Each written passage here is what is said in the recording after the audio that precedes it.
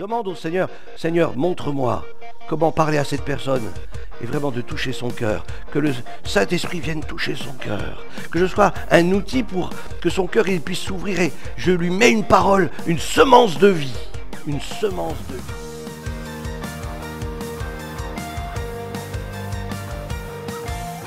Voilà, j'aimerais avec vous continuer et conclure.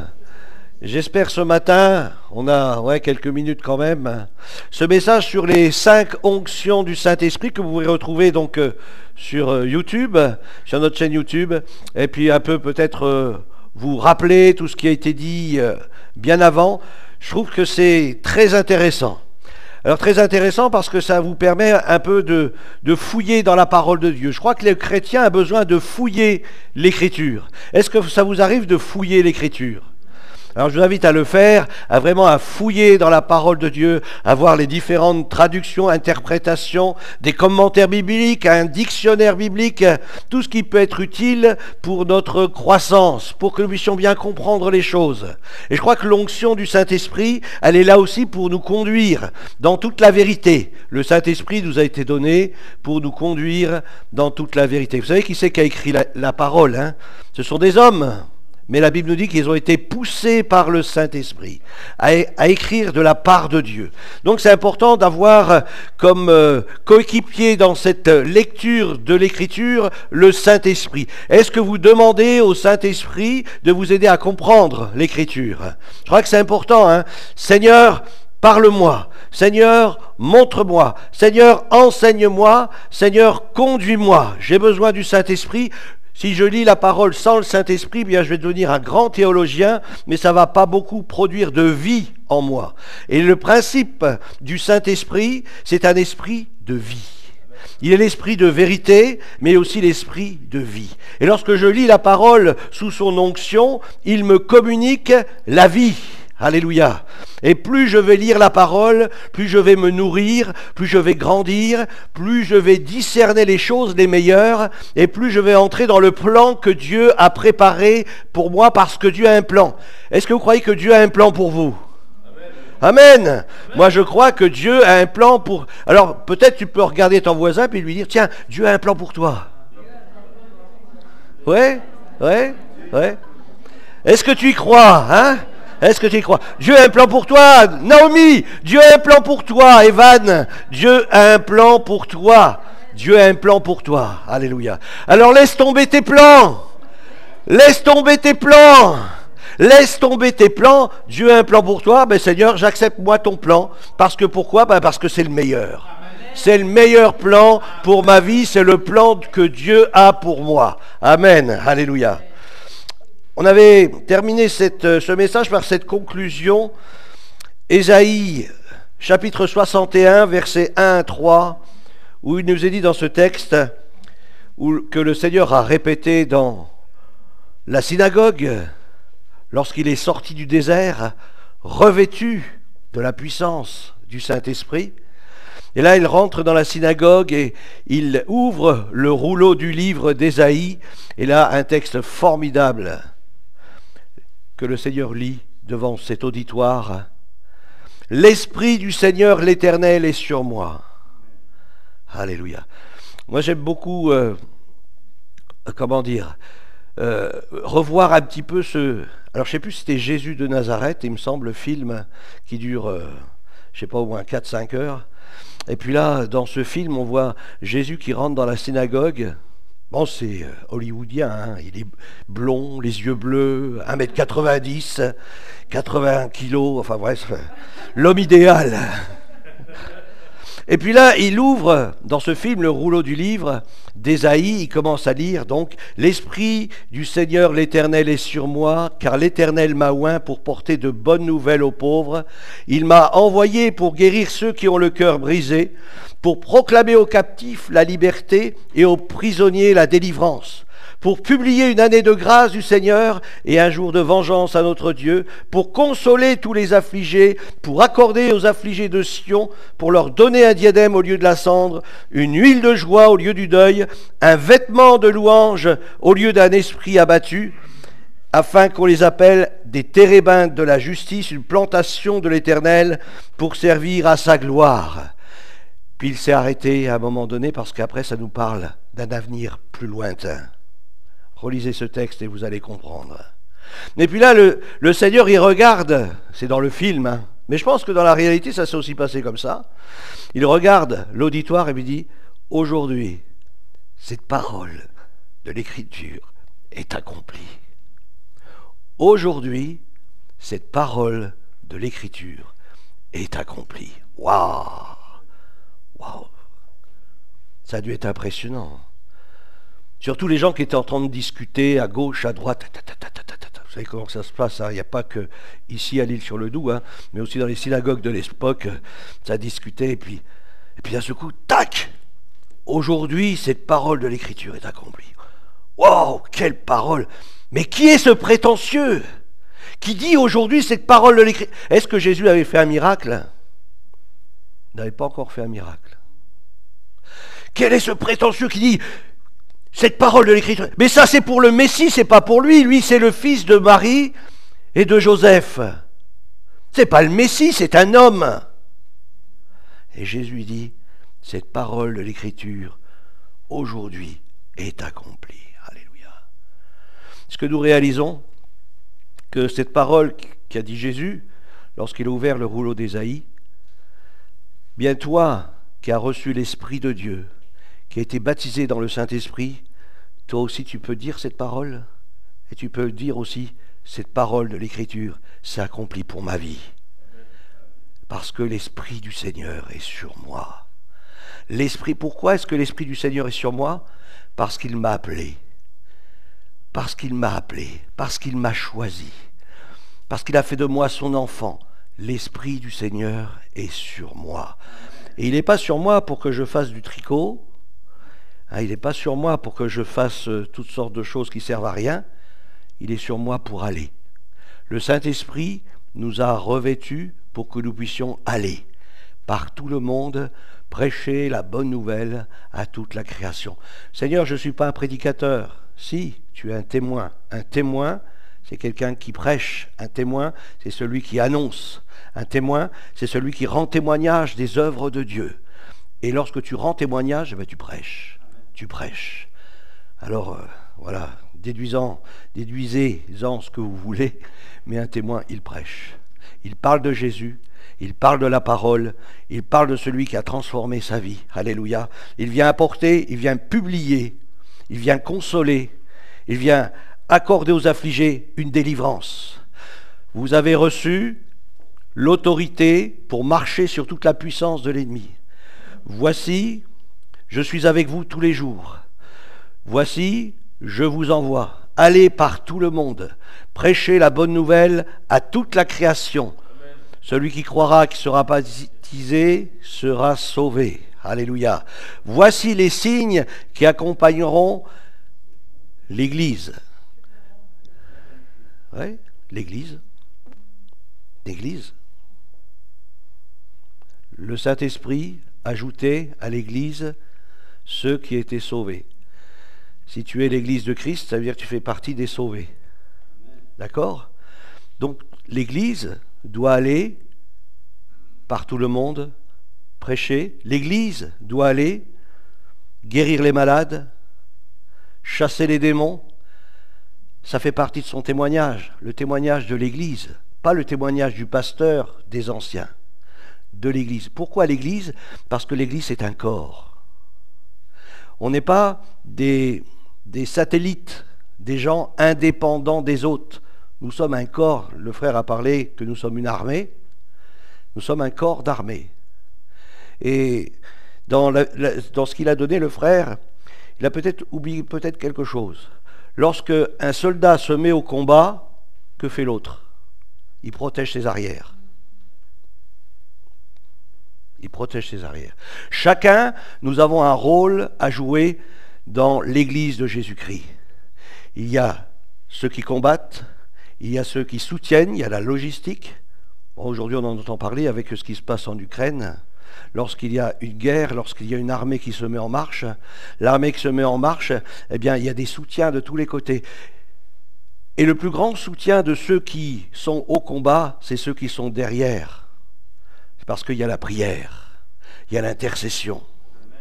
Alléluia.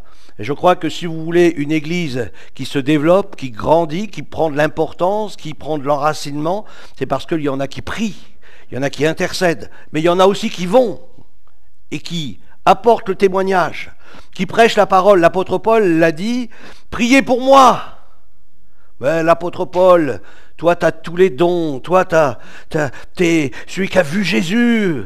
Non, il dit priez pour moi, afin que je puisse annoncer la parole avec une pleine assurance. Les prédicateurs ont besoin de la prière de l'Église. Est-ce que vous priez pour le serviteur de Dieu que Dieu a établi ici à l'Île-sur-le-Doubs? C'est important de prier pour lui, parce qu'il a besoin que lorsqu'il prêche, qu'il soit animé du Saint-Esprit, pas seulement pour ceux qui viendront écouter la parole, mais pour chacun d'entre nous.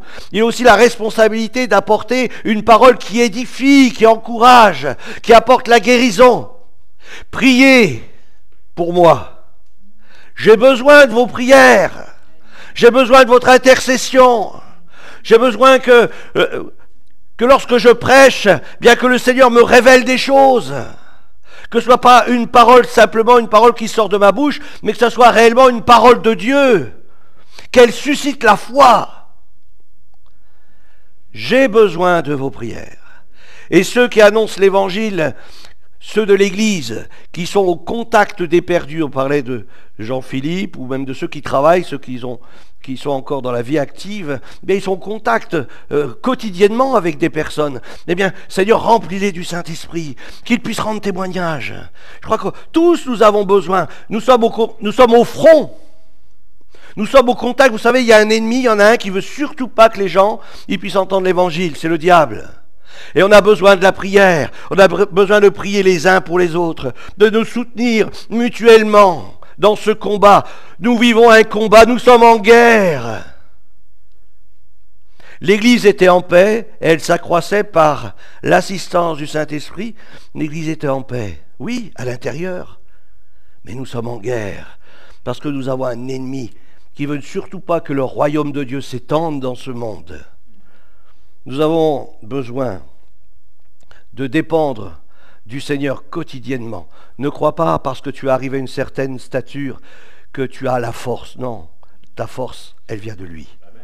Ma force est en Christ. Alléluia. Dans 1 Corinthiens 4,20, il nous est dit « Car le royaume de Dieu consiste pas en paroles. » J'espère que vous l'avez compris, ça, parce que ça, c'est tellement important. Mais en puissance. La parole, c'est bien, mais si elle ne trouve pas le cœur, elle ne sert à rien, ta parole. La parole qui doit sortir de notre bouche doit toucher les cœurs. Lorsque Pierre a commencé à prêcher, ils eurent le cœur vivement touché.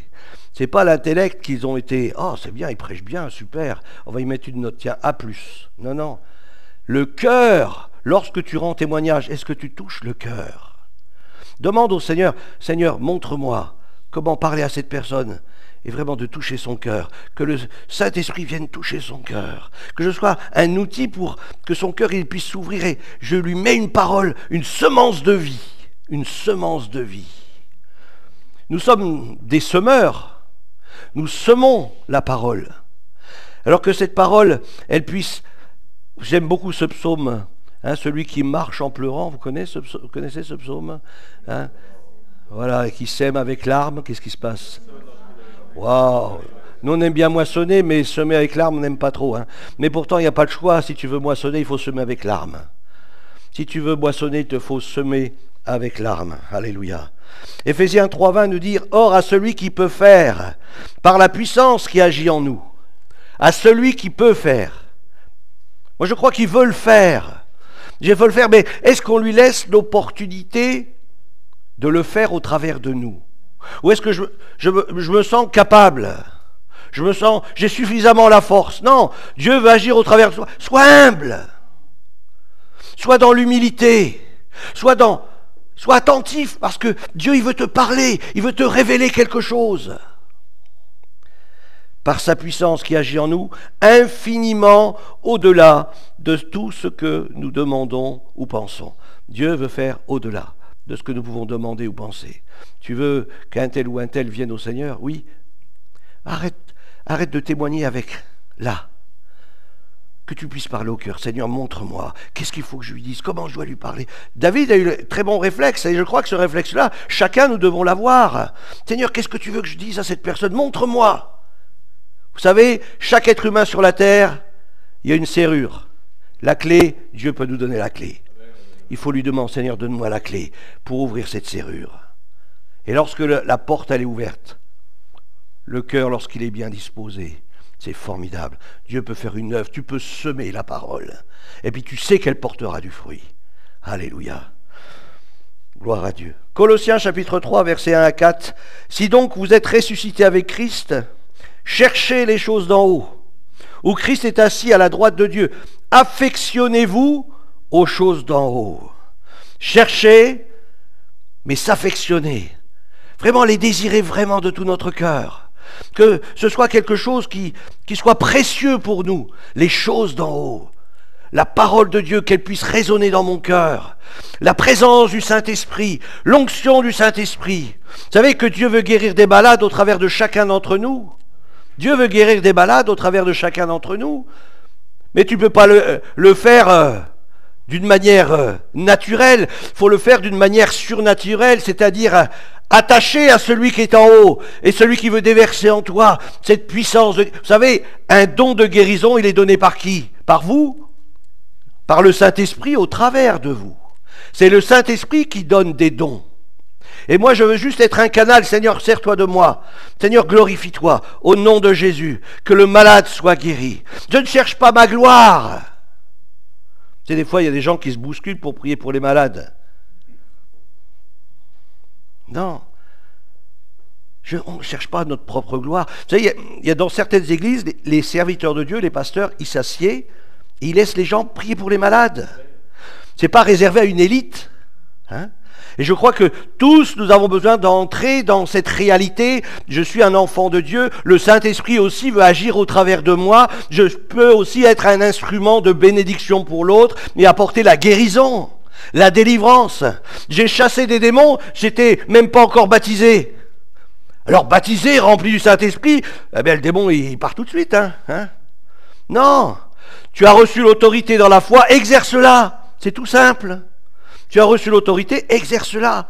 Je t'ai donné un anneau au doigt, des souliers aux pieds, un vêtement blanc. Je t'ai habillé, je t'ai donné tout ce dont tu avais besoin. Il nous a donné tout ce qui contribue à la vie, à la piété. Ne réclame pas à Dieu, il t'a déjà tout donné. Maintenant, c'est à toi de faire, c'est à toi d'exercer, c'est à toi de manifester qui tu es. Tu parles au nom du roi. Tu es un ambassadeur. Tu parles au nom du roi. Va pas déranger le roi, il t'a donné l'autorité, va. Croyez que le policier qui commence à mettre un PV à quelqu'un sur la route, il va téléphoner au préfet ou au commissaire, est-ce que je peux lui mettre un PV? Non, exerce l'autorité que tu as. Tu as une autorité, exerce-la dans la foi. Alléluia. Dans Romains 15, il nous est dit, versets 18 et 19, « Car je n'oserais mentionner aucune autre chose que Christ n'ait pas faite par moi, pour amener les païens à l'obéissance par la parole et par les actes, par la puissance des miracles et des prodiges. Christ a fait par moi. » Là, on ne dit pas « j'ai fait ». Christ a fait par moi. Alléluia. La puissance des miracles par la puissance du Saint-Esprit. 1 Corinthiens 1, versets 18 à 24. La prédication de la croix est une folie pour ceux qui périssent, mais pour nous qui sommes sauvés, on connaît cette puissance de la croix. Moi, ça m'est arrivé de parler de la croix à quelqu'un. La personne, son visage, il se déformait devant moi dès que je parlais de la croix, du sang de Jésus. C'est ça que j'ai vu que lui, il avait quelque chose. Hein. Ah, lui, il est gros comme ça, celui-là. Hein. Il est gros comme... Mais tu le vois... La prédication, lorsque tu parles avec foi de l'œuvre de Jésus-Christ à la croix, du sang versé à la croix, waouh, il y a quelque chose qui se passe dans l'invisible. Le surnaturel est activé. Vous activez le surnaturel de Dieu. Lorsque vous parlez du sang de Christ, lorsque vous parlez de Christ à la croix du calvaire, ce qu'il a accompli pour vous, etc. Et vous savez que pour la guérison, c'est la même chose. Dès que tu manifestes les versets de la parole de Dieu qui parlent de la guérison, bien quelque chose se passe dans le monde spirituel. Tu actives quelque chose. Il y a un bouton qui passe en on lorsque tu mets ta foi dans la parole. Et lorsque tu proclames cette parole, il y a un bouton qui passe en on. Et là, le Saint-Esprit agit. Bam! Et là, il agit avec puissance. Alléluia. C'est à nous d'exercer la parole de Dieu. Elle doit sortir de notre bouche avec foi.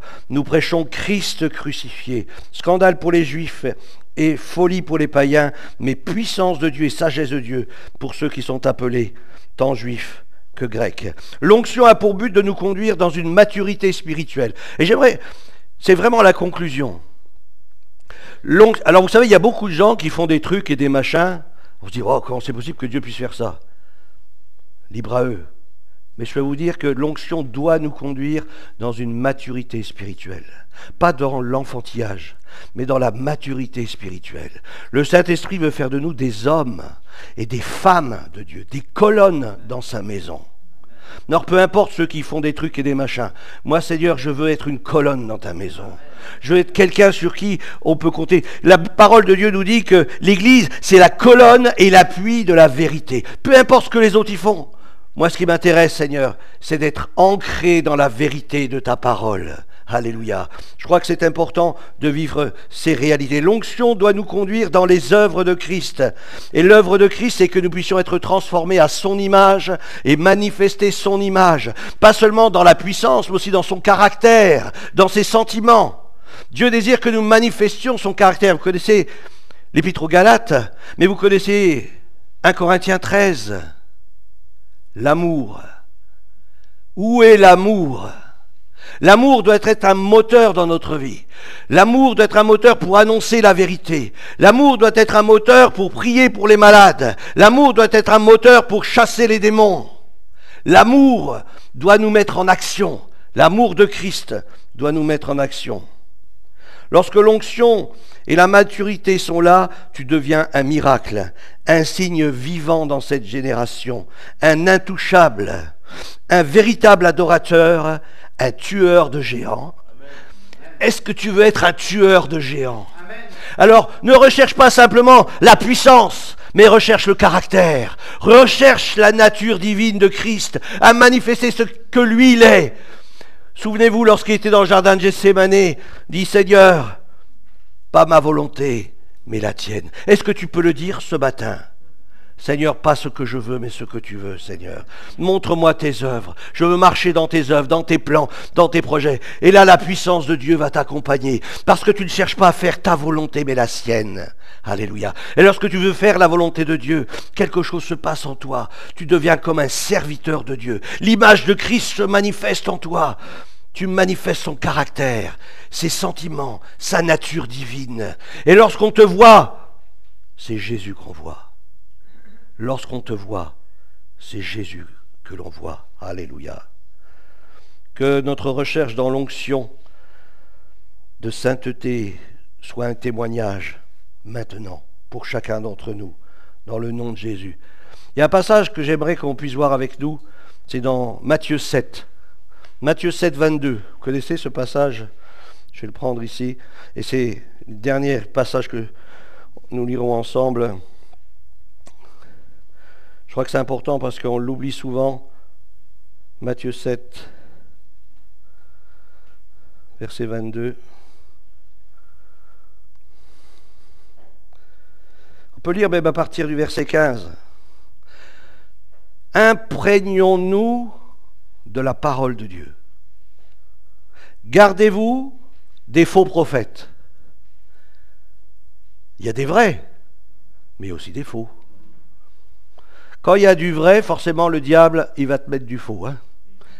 Donc c'est à nous de se préserver. Comment se préserver? Mais Seigneur, éclaire. Donne-moi l'intelligence.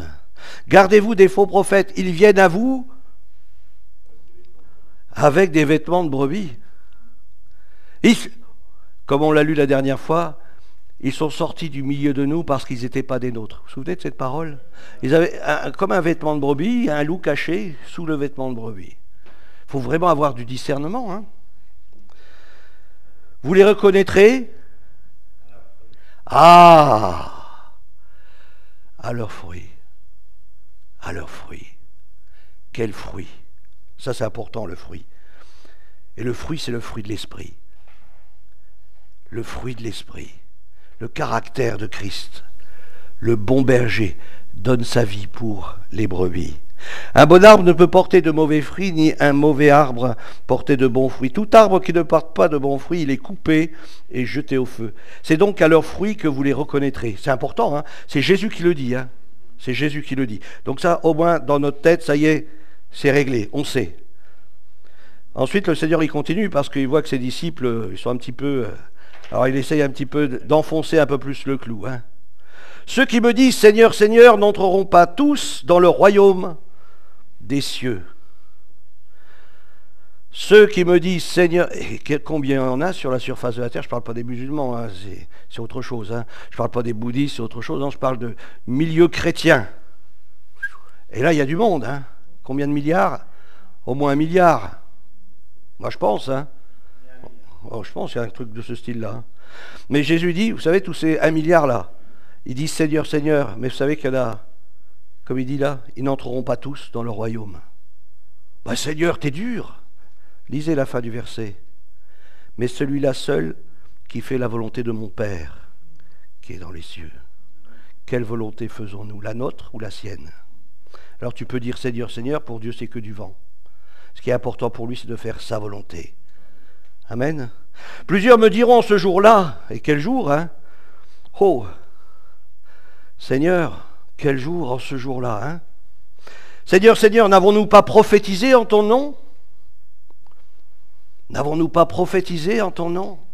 Je mets en avant les choses que j'ai manifestées dans ma vie terrestre.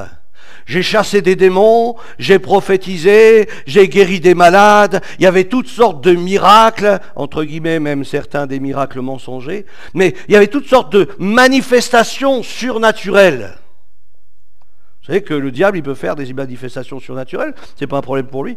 J'ai une fois témoigné à un musulman de la puissance du nom de Jésus. Il me dit, tu sais, chez nous en Afrique, j'ai vu, moi, un marabout prendre une peau de chat, la jeter, et la peau de chat, elle partait en courant. Hein. C'est pas compliqué, c'est pas dur. Vous savez, à la cour de Pharaon, les magiciens, c'est pas un problème, ils ont jeté leur bâton, c'est devenu aussi des serpents. C'est pas un problème. C'est pas ça qui est important. C'est pas ça qui est important. Quand il y a la puissance de Dieu, c'est beau, c'est magnifique et tout. Mais le caractère, la personne, quel caractère elle manifeste? Est-ce que c'est pour se faire une gloriole, pour être au-dessus de la mêlée, pour se faire voir, se faire apprécier, qu'on se prosterne devant elle? Donnez la gloire toujours au Seigneur. Alors je leur dirai ouvertement, je ne vous ai jamais connu, retirez-vous de moi, vous qui commettez l'iniquité, c'est-à-dire l'injustice, ce qui n'est pas juste aux yeux de Dieu. C'est pourquoi quiconque, et Jésus, il continue dans cette réflexion, c'est pourquoi quiconque entend ces paroles que je dis et les met en pratique sera semblable à un homme prudent qui a bâti sa maison sur le roc. Alors, tout ça, ça a un rapport, tout ça, c'est lié. Lorsqu'on lit la Bible, on ne peut pas découper des morceaux de Bible comme ça et puis faire un enseignement sur un... Non, non, lisez l'ensemble, lisez le contexte. Et Jésus, il continue en disant, voilà, si tu veux que ta vie, elle tienne debout, bâtis-la sur le roc. Je suis le roc. Bâtis ta vie sur moi. Mais attention, c'est toi qui prends les matériaux. C'est toi qui utilises les matériaux. Comment est-ce que tu bâtis ta vie sur le roc? C'est important, hein. Donc déjà qu'il y a le roc, c'est déjà pas mal. Mais il y en a d'autres, ils bâtissent leur vie avec aussi des matériaux, mais sur du sable. Puis là, ça ne tient pas. Lorsque vient l'épreuve, qu'est-ce qui se passe? On ne les voit plus dans l'église. Ah, si c'est ça être chrétien. Ben oui, mais ta vie, tu l'as fondée sur qui? Sur quoi? Sur Christ? Christ doit être déjà la première chose au centre de notre vie. Ça, c'est la première chose. Déjà, on choisit un terrain solide, Christ. Ensuite, je choisis des bons matériaux. Vous savez qu'il y en a qui construisent avec de la paille, nous dit l'Écriture, ou du chaume, hein. Et puis là, lorsque le vent vient, tout s'en va, c'est comme les 3 petits cochons, hein. Il n'y a plus rien qui reste debout. Hein. Ça sera éprouvé par le feu. Lorsque viendra l'épreuve, tout ça, ça sera consumé, et cela révélera qui nous sommes réellement en Jésus-Christ. Dieu veut faire de nous des hommes et des femmes matures, fondés, enracinés en lui. Nous avons besoin de l'onction du Saint-Esprit, mais que cette onction doit nous conduire à la ressemblance de Christ. Cette onction doit nous conduire à la ressemblance de Christ. On ne fait pas du du paraître, mais on veut du être. Le Seigneur, il s'appelle « Je suis ». Je suis. Et parce qu'il s'appelle « Je suis », il fait des miracles, il manifeste sa puissance. Et lorsque moi, je suis en Jésus-Christ, c'est là que je vais manifester la puissance de Dieu. Alléluia. Et c'est à lui toujours que je lui donnais gloire. Amen. Le fruit que nous devons porter, c'est le fruit de l'Esprit.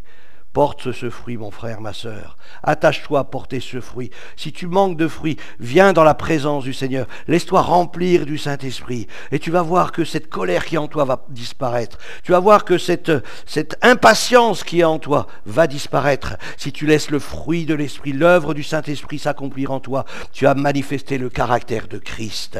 Ne dis pas, oui, je suis comme ça, je ne changerai jamais. Ben, si tu ne changeras jamais, ben, ça y est, t'es perdu, hein. C'est fini pour ta vie. Non, Dieu veut te transformer, veut continuer ton œuvre. Ne crois pas que tu es arrivé, dire ça y est, j'ai été baptisé, j'ai été rempli du Saint-Esprit, j'ai mon cachet pour aller au ciel. C'est pas suffisant. Il te faut travailler aux œuvres de Dieu, te laisser transformer par lui, manifester sa nature. Amen. Alléluia. Vous savez, on l'a dit moi, au début que je me suis converti, c'est ce qu'on m'a dit. Lorsque le Seigneur il viendra sur les nuées du ciel, il sera comme un gros aimant. Un gros aimant. Et vous savez, si vous mettez un aimant sur du plastique, et que le plastique, il va monter vers l'aimant. Il y en a même qui ressemblent à du fer, mais ce n'est pas tout à fait du fer, mais ils ne seront pas non plus aimantés par le gros aimant. Pourtant, ça ressemble. Et vous savez, quand c'est presque du vrai, ben c'est que c'est du faux. Hein ?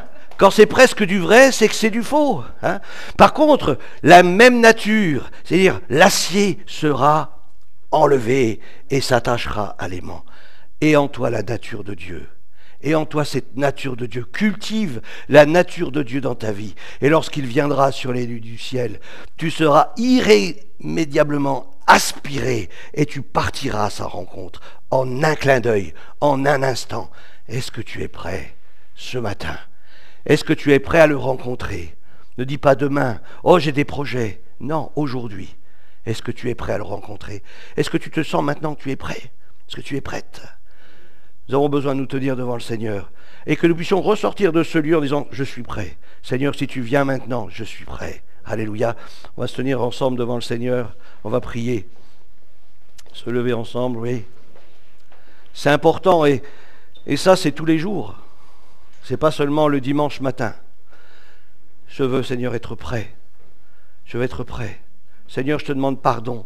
Je te demande pardon pour tout péché. Je te demande pardon, Seigneur, pour les mauvaises paroles que j'ai pu dire, ou les mauvaises pensées, ou les mauvaises actions que j'ai pu faire. Seigneur, je te demande pardon de tout mon cœur, Seigneur. Je veux avoir ta pensée. Je veux voir comme toi tu vois. Je veux marcher dans cette intimité avec toi. Je veux te laisser me transformer, me changer à ta ressemblance. Seigneur, viens-moi en aide. Tu vois mes limites. Seigneur, tu dis dans ta parole de s'affectionner aux choses d'en haut. Moi, je suis d'accord, Seigneur. Je suis d'accord. Je veux chercher ta présence. Je veux rechercher cette communion avec toi. Je veux me laisser imprégner par toi. Je veux que tu formes ton image en moi. Alléluia. Seigneur, fais ton œuvre en moi, parce que je veux que lorsque tu viendras pour chercher ton Église, je veux partir à ta rencontre.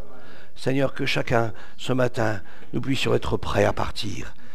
Est-ce que tu es prêt, Charlotte, à partir, si Jésus revient? Alléluia. Chacun d'entre nous, nous devons être prêts à partir. Alléluia. Seigneur, nous avons besoin de ta grâce. Viens, Seigneur, nous visiter. Viens nous conduire dans ces jours, ces heures qui viennent, Seigneur. Conduis-nous dans chaque moment de notre vie. C'est toi que nous voulons servir jusqu'à ce que tu reviennes. Et tu viens bientôt.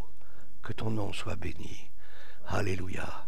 Que la grâce et la paix soient sur chacun d'entre vous, mes frères et sœurs. Je vous ai témoigné, hein. J'étais à un enterrement récemment. La personne, elle avait donné 15 jours avant un don spirituel, comme quoi il fallait se préparer. Puis était arrivé au bout de la course.